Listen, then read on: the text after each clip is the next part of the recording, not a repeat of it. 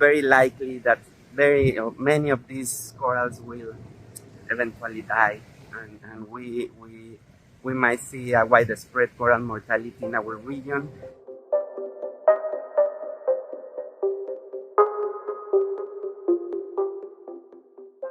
I've covered coral bleaching events on the Great Barrier Reef going back more than a decade. I'm sort of familiar with looking at pictures and video of bleached corals. The footage from Florida in particular, that is really shocking.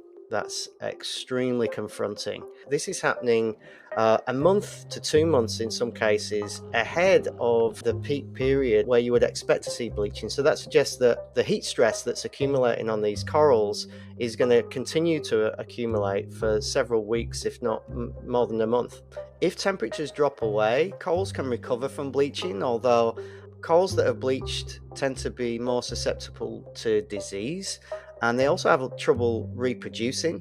I spoke to Ian Enox in Florida. He was really not prepared for what he saw. He said that pretty much every coral that he could see was affected by bleaching. In Panama, I spoke to Professor Sean Connolly. He's receiving widespread reports of bleaching there on both sides of Panama, on the Pacific side and the Caribbean side.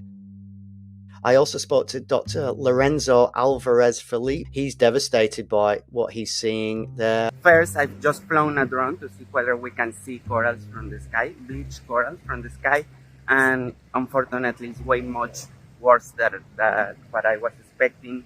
Bleached corals are everywhere. I just flown the drone over maybe 300 meters and bleaching is everywhere, which at least in the Mexican Caribbean this has not occurred in the past. This would be the first time everything continues like this that we will see and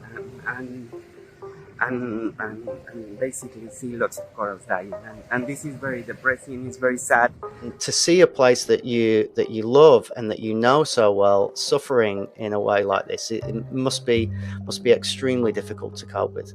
The scientists are saying to me that there's very, very little that can be done right now to help the corals that are already in distress. There's really no doubt that the reason why the oceans are heating up is because of the vast amounts of fossil fuels that we've been burning for many decades. Really, until there are drastic reductions in greenhouse gas emissions, the outlook for coral reefs looks increasingly challenging.